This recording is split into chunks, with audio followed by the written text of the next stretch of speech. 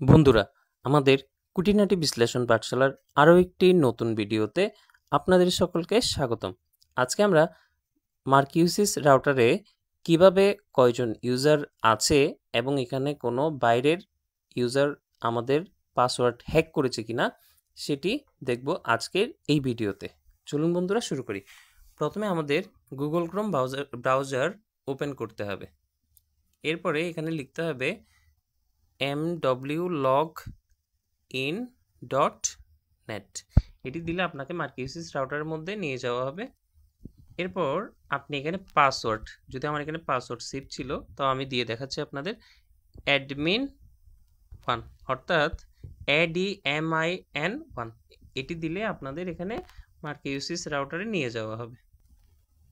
এরপরে দেখুন, যেমন আমার এখানে দেখুন এই যে কানেক্টেড ডিভাইসেস কয়টা কানেক্ট আছে, এখানে দেখুন 1 2 3 4 5 6 6টা কানেক্টেড ডিভাইস আছে। এবং এখানে যদি কোনোটা আমার মনে হয়, ধরুন আমি এই যে এখানে একটা নাম দেখছি আইটেল A50C, যদিও আমি চিনি এটা আমাদের ইউজার, আমি ধরলাম যে এই মোবাইলটি আমাদের নয়, তখন আমি যদি এটাকে ব্লক করতে চাই, অর্থাৎ আমার ওয়াইফাই হ্যাক করে চালাচ্ছে, তখন আমি যদি এটা ব্লক করতে চাই আমার কি করতে হবে, জাস্ট এই বরাবর আমাদের এদিকে কি করতে হবে, ডান দিকে একটু স্ক্রল করতে হবে। স্ক্রল করে এই যে গ্রিন টিক যেখানে আছে এখানে একটা ক্লিক করে দিতে হবে। এই যে ব্লক এখানে লেখা আছে, আপনারা দেখুন ব্লক লেখা আছে, ব্লকে গিয়ে জাস্ট গ্রিন টিকে ক্লিক করে দিলেই আপনার যদি পাসওয়ার্ড হ্যাক হয়ে থাকে তাহলে যে আইডি থেকে হ্যাক হয়ে আপনার ওয়াইফাইটি চালাচ্ছে সেটি অফ করে দিতে পারবেন।